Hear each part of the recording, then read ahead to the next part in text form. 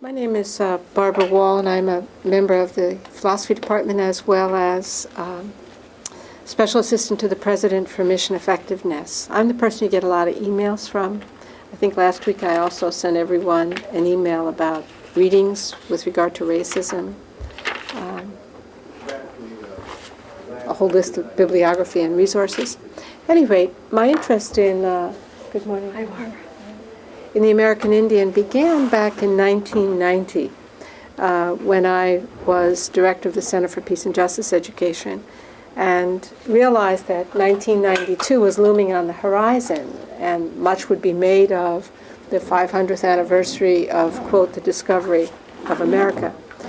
And I felt that at that point, perhaps, that as a member of the Center for Peace and Justice Education, that one of the things that we could contribute to campus would be some opportunity to hear the voices of the voiceless, particularly the vast American Indian community that we don't often hear from.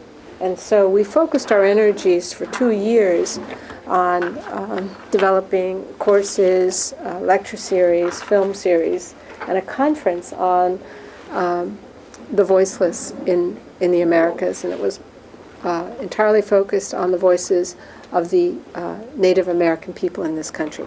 By the way, the Native Americans, by and large, prefer the term American Indian rather than Native American. They absolutely prefer their own tribal identities.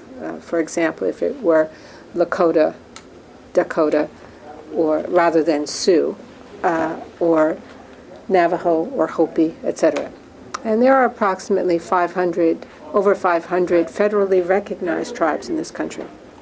Now, when and I'm basically, for the most part, going to speak about North American Indian community, but I'll make some references to Central and South American Indian communities as well. At the time of the arrival of Columbus and subsequent explorers, the end of the 15th century, beginning of the 16th century, at that time in the United States, North America, that part of North America, there were approximately 3 million American Indians, 2 to 3 million. But in South America, there were approximately 100 million. And so what occurred in both of those places is very interesting.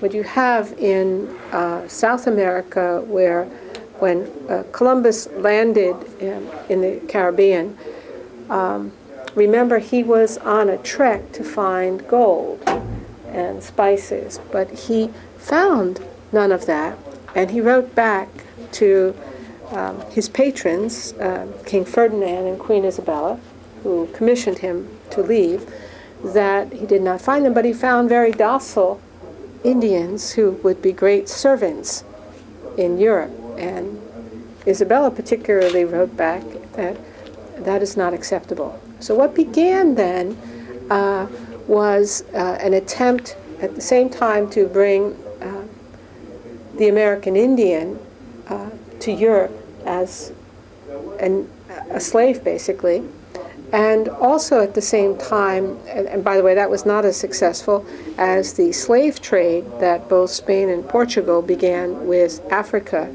and in particularly bringing them to the colonies or utilizing them as vehicles of commerce.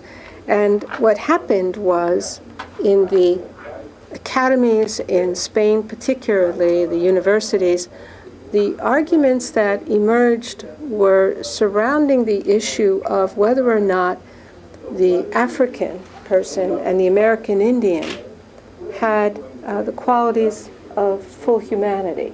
It's a very interesting argument. And I think it's quite important because the way in which we understand racism today is very much influenced by that argument that went on. And if you are interested in following this a little more, you might want to look at Louis Hankey's book, Aristotle and the American Indians, subtitled A Study in Race Prejudice in the Modern World. Now there's a text here that I'd like to read to you if you wouldn't mind.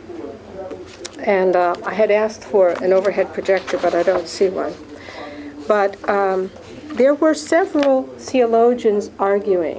Juan de Sepulveda was a Jesuit, and a Dominican, Bartolomeo de las Casas, who actually traveled to the New World. Okay, and de las Casas had experience with the American Indian. And I don't know how many of you have seen the movie The Mission. Anyone? You should get it out. It's not only extraordinary for its music, but it's about the Jesuit missionaries in Paraguay, so the Guarani Indians. Now, what was happening here was the argument that was used was the argument of Aristotle that some people are born to be dominated by others. I'm just going to read that to you, because then you see the foundation of a theory of racism, and then I'll try to explore with you how it was applied to the American Indian. In this text of Louis Hankey, he says,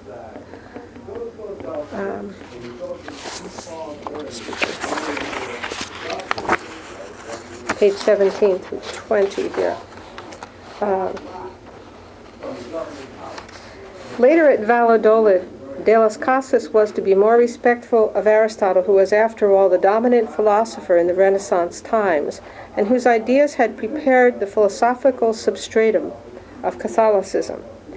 But even in this first brush with the doctrine of constitutional authority, Las Casas demonstrated the independent nature of his thinking. He did not support slavery, though St. Augustine had sanctioned it, and indeed had held that it was not only no impediment to virtue, but afforded a unique opportunity for the practice of certain virtues such as humility, forgiveness, modesty, obedience, and patience.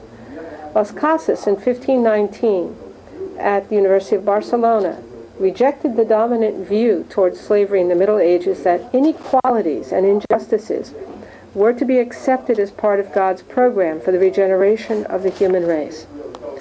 Nothing that he learned or saw in the years intervening between the disputes in 1519 and 1550 caused him to alter his fundamental thesis that the enslavement of the American Indians was wrong, and that the strongest supports for his doctrine were the Christian Church and God himself.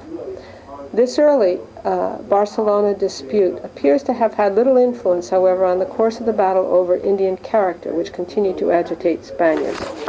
And so the argument that was offered then, that the Indian and the African were less than human because they lacked the ability of language and culture, at least it was assumed that, and the fundamental acceptance that some people are born to be dominated by others. Okay? So, however, the Vatican continued to address the issue that the Indians were not to be treated as, quote, dumb brutes. This was Pope Paul III in Sublimis Deus. They were not to be treated as, quote, dumb brutes created for our service, but as truly men, capable of understanding the Catholic faith, and the Pope ordered, the said Indians and all other people who may later be discovered by Christians are by no means to be deprived of their liberty or the possession of their property, even though they may be outside the faith of Jesus Christ, nor should they in any way be enslaved. So you have that tension going on. Okay. One of the things that I'd like to point out, is it all right if I go to the blackboard? Okay. One of the things that I'd like to point out here, do I need to take this? Okay. Is that once you talk about the American Indian,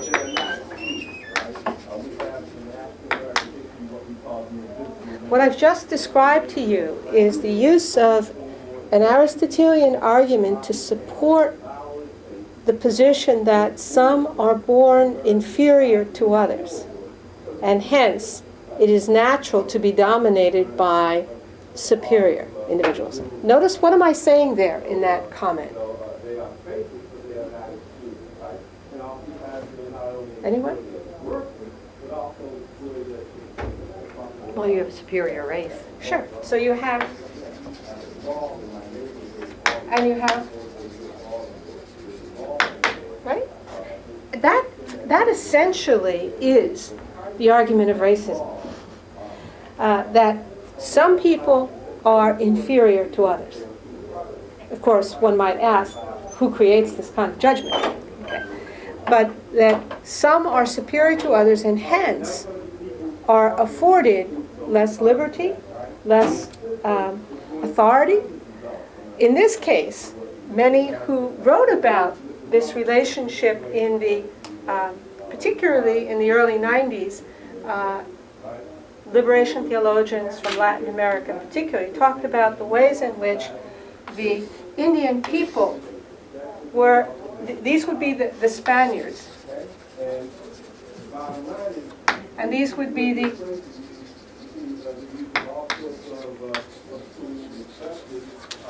now, they were treated as children. These would be treated as, these had the power of reason, language, and these were treated as having just merely instinct. Look at the assumptions we're making about other people. Even in the United States, in the development of our constitutional life, people who were afforded the right to vote, right? Indians and slaves were considered 3/5 of a human person. Do you recall that, the 3/5 compromise? What does that say about the nature of the American Indian and the African slave? You see, they were not afforded full acceptance as fully human beings. If you did that, you'd have to afford them freedom and liberty. So the way racism operates, racism consistently operates when you can argue from the position of dominance, you see. So that some people are superior to others. Hence, treating a whole category of people, a whole group of people, as inferior, as children, as having lacking the capability for language, culture, reasoning, etc. Do you see the assumptions that are going on here in terms of affording a sense of superiority to some and a whole group of people as inferior? That argument, by the way, was also an argument used to treat women as inferior for centuries. Because in Aristotle, women are, there's only one sex, and that's male, and women are inferior males. The only time they appear in early Catholic Church documents are under the category of children and women. They were not afforded this status because of the assumption of the relationship of superiority to inferiority. That's what I'm trying to get you to begin to understand. The relationship of superior and inferior is what is at the heart of racism. That we would make this judgment on a group of people predicated on the notion that, for whatever reason, one group of people is dominant and another is inferior. Okay, that's at the heart of understanding a relationship of racism, a relationship of inequality, and that would deny a people access basically as fully human. Okay, so you see that mentality emerging. And with regard to the, let me just say a few more words about the Indian people in Latin America. And there's a continuum journal out, actually it's a volume, and it came out in 1992, and it's 1492 to 1992, Voices of the Victims. And it's about, I think about 6 or 7 articles in there from Latin American theologians on the situation of the American Indian. And one of those articles by Pablo Ricard speaks of the population in South America at the time of the conquest, that's what it's referred to, was approximately 100 million indigenous peoples. Within 75 years, through disease from Europe that was brought over and massacres, it was reduced, the population was reduced by 90%. In fact, let me share with you his. Okay. This is his article, Pablo Richard, 1492, The Violence of God and the Future of Christianity. He says, bringing to submission by force of arms, if this is not possible by any other means, those who by their natural condition should obey others. Notice the natural condition should obey others. That's part of that inferiority doctrine. But refuse their authority. The greatest philosophers declare that this war is just by law of nature, that it was just to dominate those who are inferior by those who are superior. When Sepulveda returns to the conditions for a just war and applies them to the American case, what was the last condition becomes first? And he's quoting that Spanish theologian who argued, using Aristotle, that the American Indian and the African are less than human. Okay? So he's responding to that. It is just and natural that prudent, honest, and humane men should rule over those who are not so. Notice the assumptions there. It is natural that prudent, honest, and humane men should rule over those who are not so. The assumption that the African and the American Indian were not prudent, honest, and humane. You see that? And that was the prevailing argument of the day. And therefore the Spaniards ruled with perfect right over these barbarians, notice barbarians, of the New World and the adjacent islands, who in prudence, intellect, virtue, and humanity are as much inferior to the Spaniards as children to adults, women to men. There exists between them as great a difference as that between wild and cruel races and races of the greatest clemency, and between the most intemperate and the continent and temperate, and I would say between apes and men. Isn't that powerful language when you think about it? This is the language that came out of that period. So you have... Theologian? Yes, yes. So you have, one is struck by these oppositions, Ricard says, these similar oppositions here. Barbarians, Spaniards. Children, adults. Children, parents. Women, men. Apes, human beings. Indian, Spaniard. Do you see that relationship is fundamental? Understanding that relationship is fundamental to understanding racism.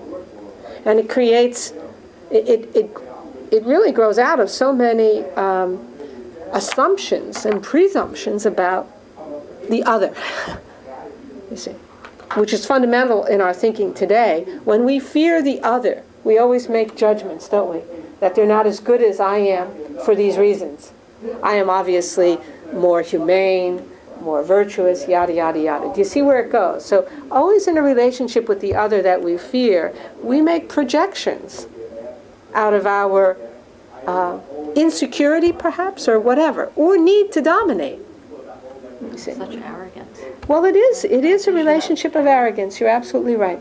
You're absolutely right. It's a position of arrogance.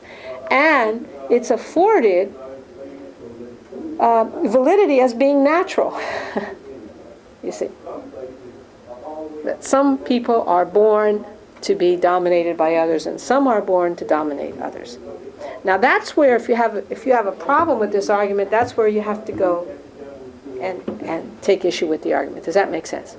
So, clearly then, the American Indian people in this country were very affected by that argument. Now, when it comes to the United States, which was founded in the sense of the explorers landing later than they did in Central and South America, and more perhaps from England and France than Spain and Portugal, although Spain and Portugal had very much influence, and still the influence of that Spanish heritage and Portuguese heritage very much affects what is happening in all of South America today, is it not?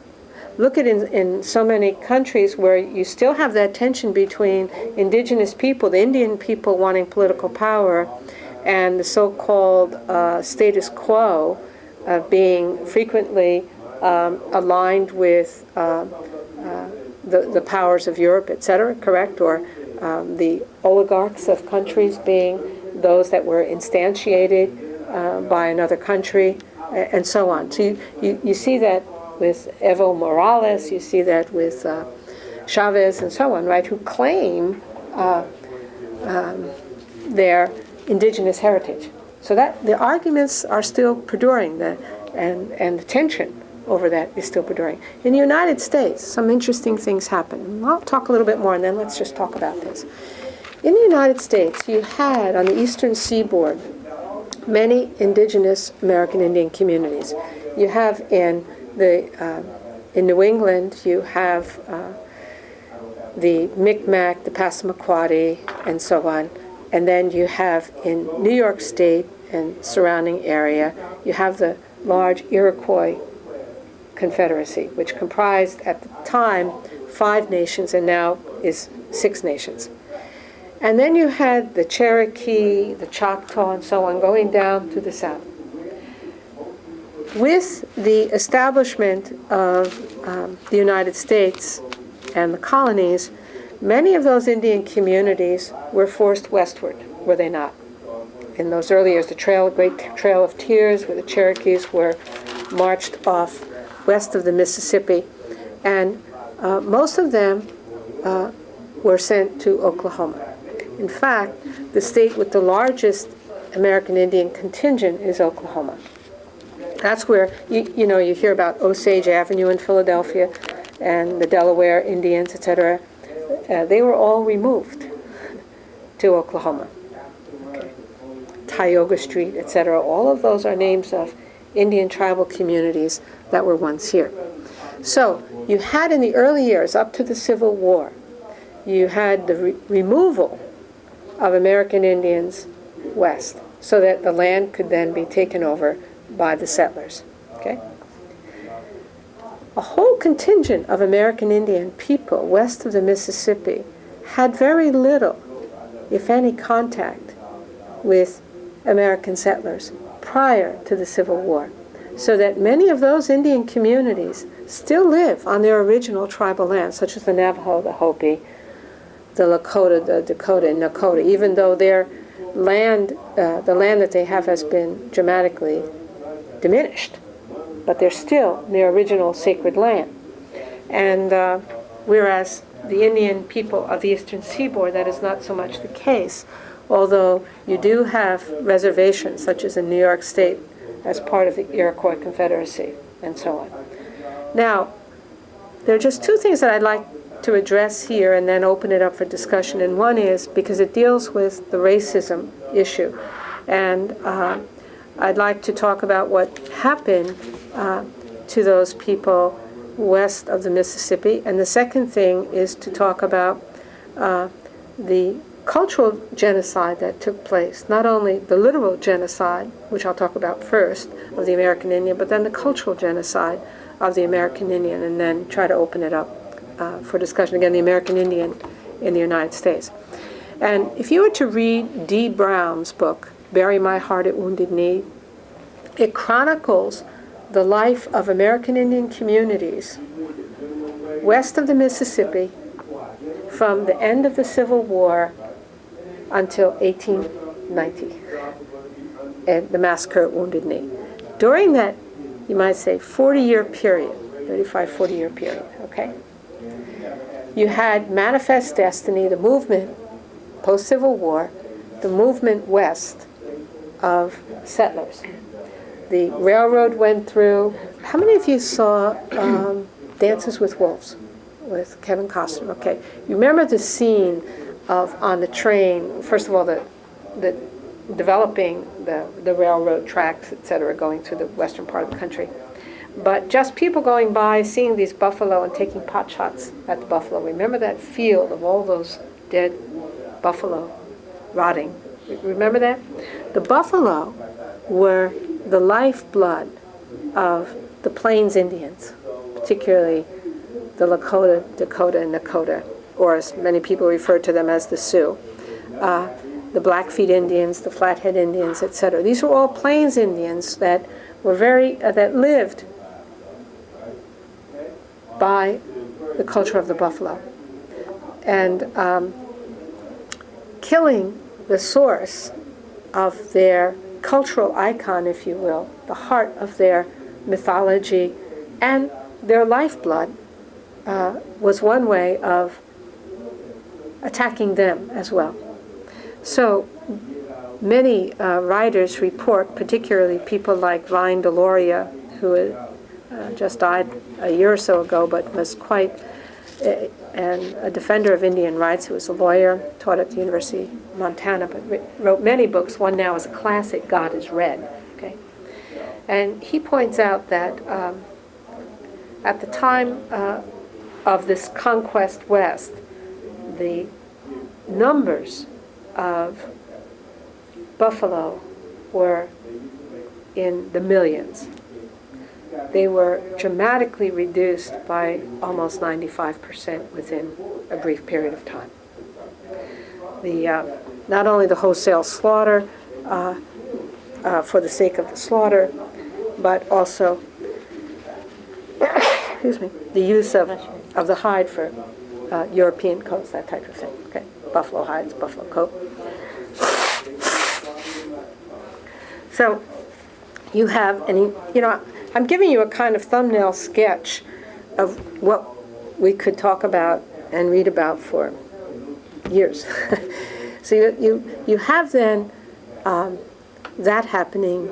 You have the deliberate massacre of Indian communities for the land, for the takeover, and that's all, as I said, chronicled in Bury My Heart at Wounded Knee. Because prior to that experience, Indian communities west of the Mississippi had very little contact with white culture or white communities. After the Civil War, that all changed. In fact, some writers argue that many southern plantation owners, since they, quote, lost the war, traveled west to establish their estates and saw the American Indian as, quote, the prairie nigger. And in fact, up until the 50s, and Vine Deloria makes point of this in his book, God is Red, that stores in the West would have signs on it: no dogs and no Indians allowed. The segregation of Indian people, again, the treatment of Indian people as being less than human. And what's interesting also to remember is that they were not afforded the vote in this country until 1925. Isn't that rather interesting? And so they were then sequestered on reservations. And by the 1900, after the massacre at Wounded Knee of the Lakota people who were unarmed on a winter's day, were told that they could no longer practice the ghost dance, which was, it is interpreted as a dance of hope for the future, hope in kind of the resurrection and life of the people, etc. And they persisted in that because they believed this was important for their survival. And they were told that they were not allowed to practice that, and they went ahead and did it, and they were massacred. Men, women, and children, unarmed men, women, and children, for practicing the ghost dance. So Bury My Heart at Wounded Knee is a very poignant, powerful symbol of the relationship between the United States government and the American Indian people. And what has been stolen from them by way of land and culture is something that they very much resist. Now, one of the things that I want to point out to you also is that not only did we try to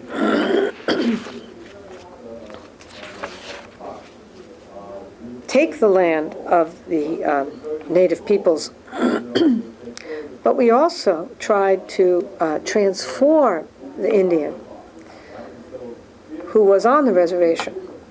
And this started, actually there are a number of federal policies that one could look to, but the boarding school policy began with a General Pratt. And you can Google up any of this history if you want. The first Indian school, boarding school, was the Carlisle Indian Industrial School. It was started in 1879 and it closed in 1918. It's the only, perhaps very few schools, but some Indian schools that had cemeteries in their backyard where students were buried, either because they were ill-treated or and harmed in that fashion, or because they died of a broken heart. But this was founded by Captain Richard Henry Pratt. And the first school, the Carlisle Indian School, was a barracks, an army barracks in Carlisle, Pennsylvania. It was called A Noble Experiment.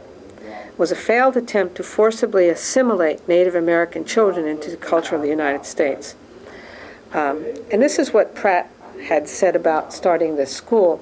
And now you have to remember this was the first, but then this was the federal government's assumption that this was the best way to assimilate Indian people, was for these boarding schools, take them from their culture and basically, as Pratt said, kill the Indian and save the man. Pratt saw his education program with Native Americans as analogous to his domestication of wild turkeys. And this people that we say was illiterate, etc., they had domesticated many animals, such as turkeys and so on, dogs, but they are responsible for over 60% of the staple diet that went back to Europe. The potato that we think came from Ireland, the tomato we think came from Italy, they were all, you might say, forested and domesticated and grown, all the different species of potato, etc., here in this hemisphere by native peoples. So they were extraordinary in the uses of herbs and tree barks, etc., for medicines. Curare was one of them, but also the use of food staples, berries. The berries were used to pound into meat. It was called pemmican, and it was a preservative that would then last the winter, so that if you killed an animal, a deer or a buffalo, and you pounded it like beef, it was the jerky, the original jerky was pemmican, and you would pound these berries and so on in it, let it sun dry, and it would preserve it for the winter months so that they would have food. So many of these things, they even invented the weir for fishing. They had fishing weirs, particularly in colonial America, etc., where it was farm fishing, basically. So they were very adept at the kind of agricultural techniques that long endured and assisted in creating a much more staple diet in Europe. So it's fascinating. Jack Weatherspoon has written several books on this sort of thing, but it's fascinating to think the contributions that they made to just our culinary perspective. But back then to this cultural genocide, what happened was children were, in the beginning, federal people approached Indian tribal leaders and said to them, the reason you lost your land in this treaty was because you didn't know how to read and write. So, if for the future of your tribe, send your children to these schools, and they will learn to read and write, and they will assist you. You see, that was the guys. But then, when the stories came back of the cruelty, etc., the people did not want to send their children any longer, and then they were forcibly removed from the homes. And here's what happened. Children were taken, and there are so many horror stories of this. Ted Turner and TNT Cable Company did a story years ago on Lakota Woman. There's also a book, Lakota Woman, if you wanted to read that. It chronicles life in a boarding school in Pine Ridge boarding school in South Dakota. But what happened to the children was they were forcibly taken from their homes to a school that was far enough away that the parents couldn't frequently get there. And sometimes they were not allowed, many times they were not allowed even to go home at summertime. But they were forced to learn English, and if they spoke their native tongue, according to Lakota children, some of whom are younger than me, still alive, went through the boarding school experience, but that they were told to put their tongue out, and their tongue was cut to keep them from speaking their native tongue. Immediately their hair was cut, and that was very difficult, particularly for the young boys, to have their braids cut. Their Indian clothes were taken from them. They were given uniforms. It was just like a little army here. And it was an attempt to remove all of their cultural identity completely. And if you go online, you Google this up, look at American Indian boarding schools, you'll see many pictures of what the children looked like before they came to the community, to the boarding school, and after. And and they were then trained to be laundresses. They would to take up jobs as caretakers in homes, or manual labor for other people, et cetera, et cetera. So they were trying to fit them into roles that they could take on in white society. But the problem was, for so many years, I remember one of my friends who was taken to the Pine Ridge boarding school when he was only 4, because he was bigger than his brother, who was 6, in the sense of height. And he never returned home until he was 16 or 17. Occasionally, during those years, his family would come, but that was a long, arduous journey to Pine Ridge from Rapid City, South Dakota. His mother died during that period, he said, and several things resulted. He said, number one, when you returned, you were so white manized that you didn't fit into your old culture. And because you were Indian, you were not accepted in white culture. So you couldn't live anywhere. You said you didn't fit in anywhere. Plus, he said, this is a very telling thing with alcoholism on Indian reservations, etc. He said, one of the most painful things, and this man often came into my class over the years, my class on American Indian philosophy and thought, and he said, because I had no contact with my father growing up, basically he said, I didn't know how to be a father to my own children. He said, painfully, I had to learn how to be a father. Again, can you begin to see the devastating influence of that kind of cultural genocide? That their way of life, their language, their religious practice, they were all baptized too, by the way, and absolutely disallowed from practicing their own religious traditions, all in the name of white manizing them, or to take the Indian out of the Indian. Again, you mentioned the word, of arrogance. It's at the heart of this federal policy toward the American Indian people, an arrogance about who they are and their life, their culture. Kind of goes across everywhere. It's in the church. Yeah. It's in the theologians, some of their positions, as you mentioned, Aristotle. But this argument stems. It's a great deal of arrogance in all people who are taking that superior position, regardless of where or who they are. Right. You're right. So on the one hand, you see that this philosophy of dominance, basically, which undergirds not only just an argument, but a way of being in the world, which is the dominant over the dominated, right, is carried out in many different ways, economically, educationally, land grabs, political, social, cultural, ways of carrying out a philosophical worldview of dominance. Do you see how all-pervasive racism can be? It's not just eliminating the ability to own slaves. It's an attitude. It's a stance. It's a way of being in the world. Does that make some sense to you? And it's an arrogant way of being in the world.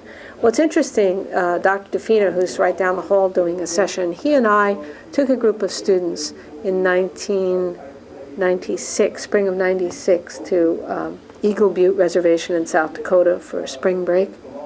And on the way out on the plane, some people said, "Oh, where are you all going?" And we said, well, we were going to work at a habitat community on Eagle Butte Reservation.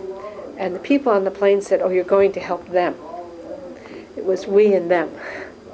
And these were people from South Dakota returning home. So that sense, again, of the pervasiveness of difference perdures, and then you only have to scratch the surface to see the kind of racism that exists in the way in which we treat other people. But, and we could go on, but I want to stop here. Have I been able to convey to you that this issue of racism with regard to the American Indian was all pervasive? It wasn't only federal policy, but it was attitude toward them, and it still perdures. Even how we refer to the American Indian as the Injun kind of thing, anyway, let me open it up. What are your thoughts on all of this? By the way, thank you for coming.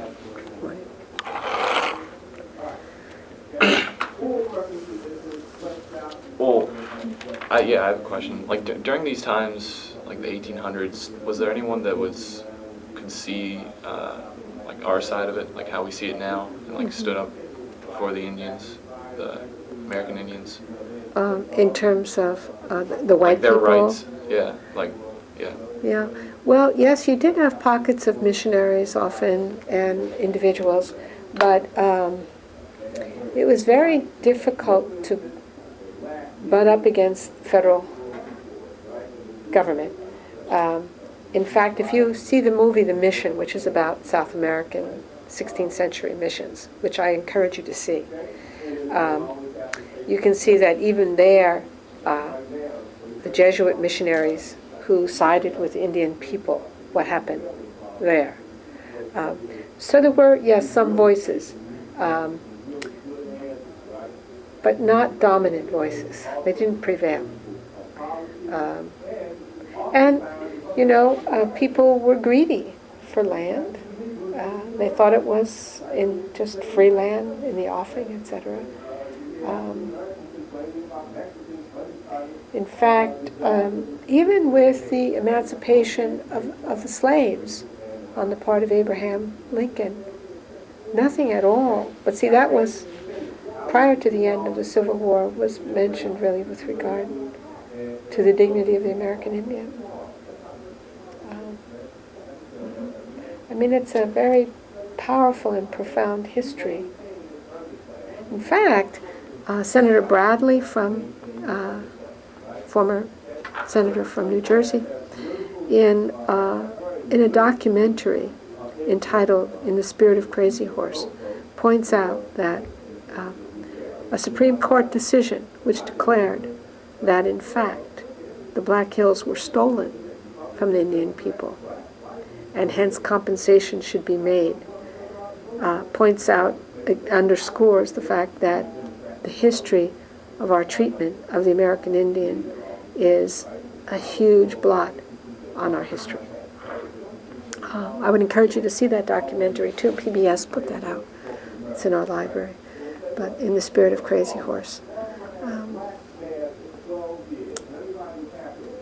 That's a good question. So you might want to pursue that more. Let's see. Anyone else? Yes. Mike. What is the percentage of American Indian now? Good question.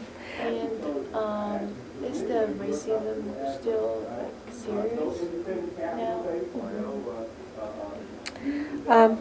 The percentage of the American Indian people in North America, in the United States, is approximately a little under 2 million, I believe. The largest tribal community is the Navajo. And the largest reservation landmass it belongs to the Navajo people. Large bulk of it is in Arizona, some of it in New Mexico, but bulk of it is in Arizona. Is racism still prevalent? Very much so. If you travel to these different reservations, you'll find enormous unemployment. And in nearby areas, in the stores, etc., the treatment of American Indian people is very poor. The hiring practices are poor. So from the perspective of the American Indian people, the sense that racism is alive and well is very real. In 1970, the Ford Foundation and several others worked with tribal communities and founded a number of tribal colleges to try to assist Indian people, number one, in claiming their own culture and heritage. So the whole tribal college fund was started, and tribal colleges began to emerge in 1970. There are now about 33, 34 of them in the United States. And they're very poor institutions, but one of the things was that, at least at these colleges, Indian people, many of them anyway, can learn their own language. So that, for example, if you were an education major at St. Aglaska University on the Rosebud Reservation in South Dakota, you would have to be a double major of Lakota studies, and you would have to learn Lakota. So if you taught in the schools, you had to know Lakota culture as well as Lakota language. They did so, and that's a really important beginning, because many who work in American Indian addiction centers have said to me over and over that one of the primary problems that Indian people have to deal with is self-hatred, that they have been taught to hate themselves. And you see that in so many books come out with Leslie Marmon Silko's Ceremony, N. Scott Momaday's House Made at Dawn, that one of the major problems confronting American Indian is self-hatred, that they did absorb the only good, the aphorism, the only good Indian is a dead Indian, the dirty Indian, all those, that the Indian is not a good thing to be. And so one of the ways of overcoming that sense of self-hatred was, again, the idea behind starting these tribal colleges so that they could afford Indian people pride in their culture, pride in learning their language so it doesn't become extinct. And that's very critical in cultural identity, the language. So that has come a long way, at least one measure of trying to assist Indian people to take pride in who they are and the importance of that difference in this culture. I think is very important and critical. May be nice for you to know that since 1990, Villanova has had a book donation project where we have sent probably close to 40-some thousand volumes to American Indian tribal colleges, donated books to help build their libraries.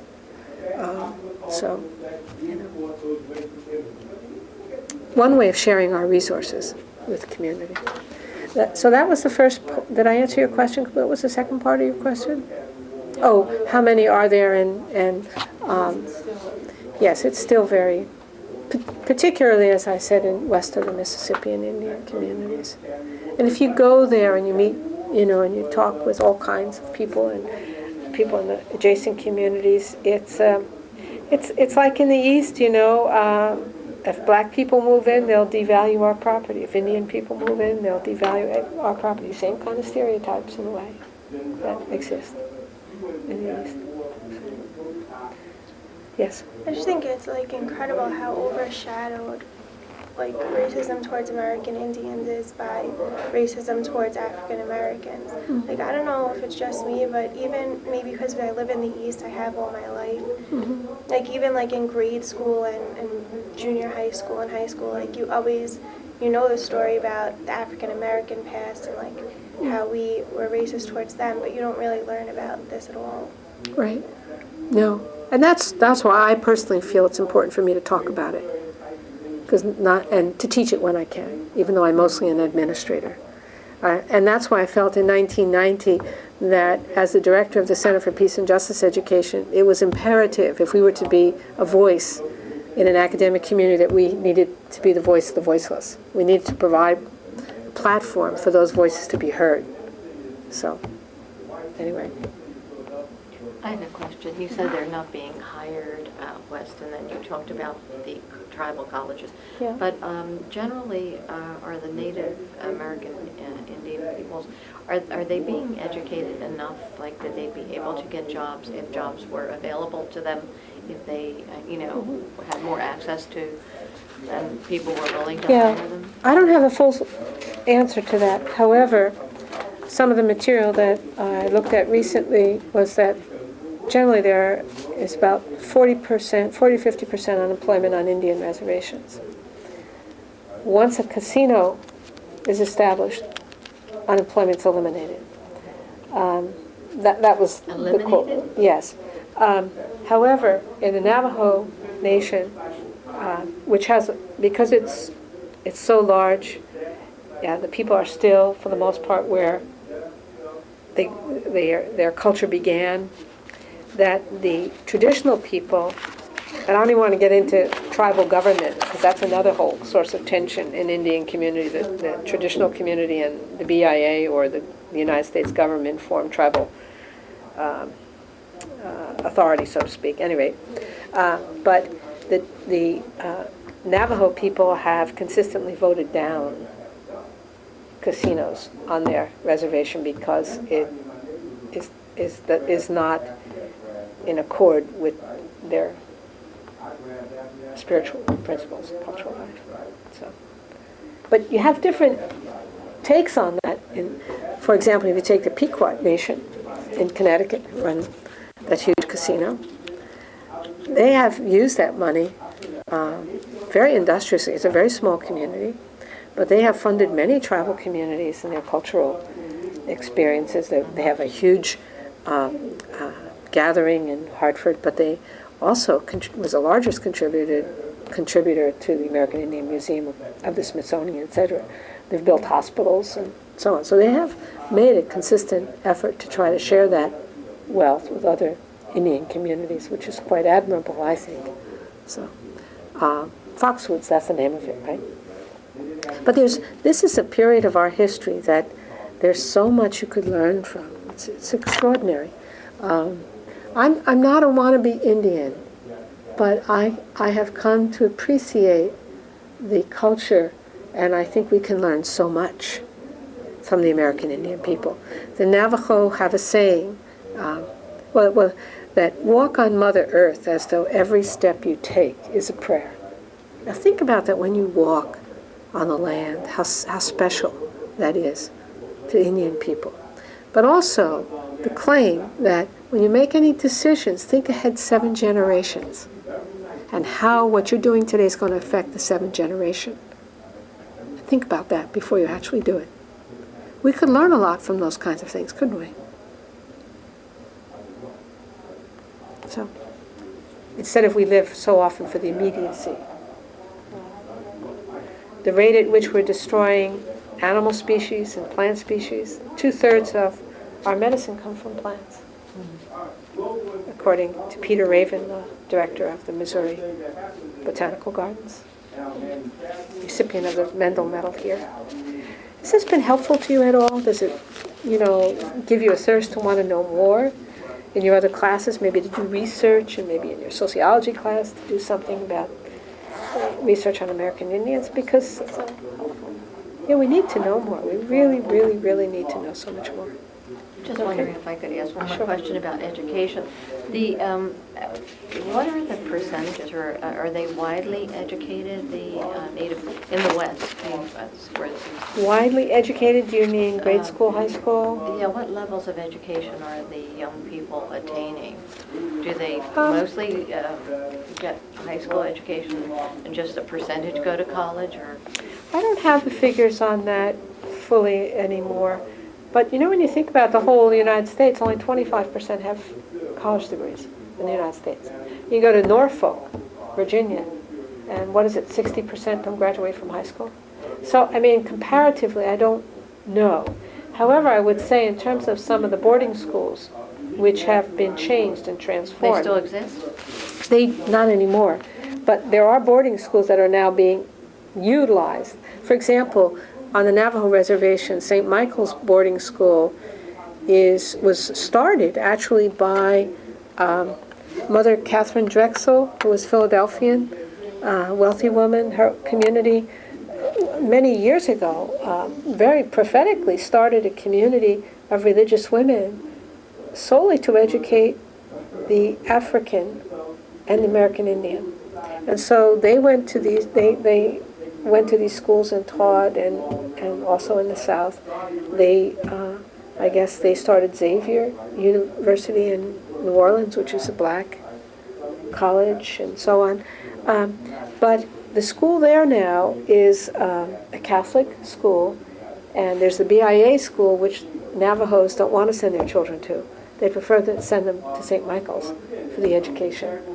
And many Villanovans and others have volunteered years to work there. And in the boarding school now, the old boarding school, there are some nuns living there who teach, but they created apartments for the volunteers, the student volunteers, say people who would go for 2 years. And sometimes they have as many as 9 college students who graduated and are going to commit 2 years to go and teach there as volunteers, either Mercy Corps, Jesuit Volunteer Corps, or whatever. And so a lot of those good things are happening. In Pine Ridge, which was a Jesuit foundation, they're still there, but the whole attitude has changed. And now Pine Ridge, which Dances with Wolves took place, is the poorest county in the whole of the United States.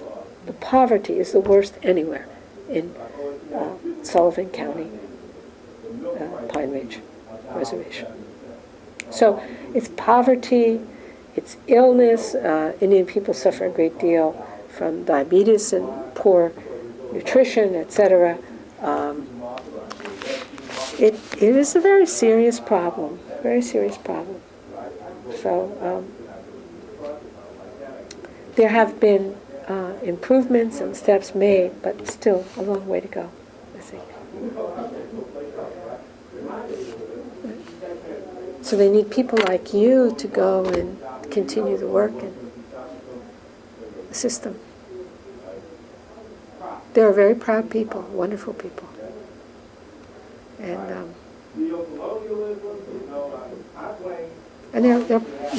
they are, we could learn a great deal from Indian people in this country about how to be human. Talk about who's more human, who's more sensitive, who's more understanding, who's more acculturated. So, anyway. Thank you very much. Has this been helpful for you?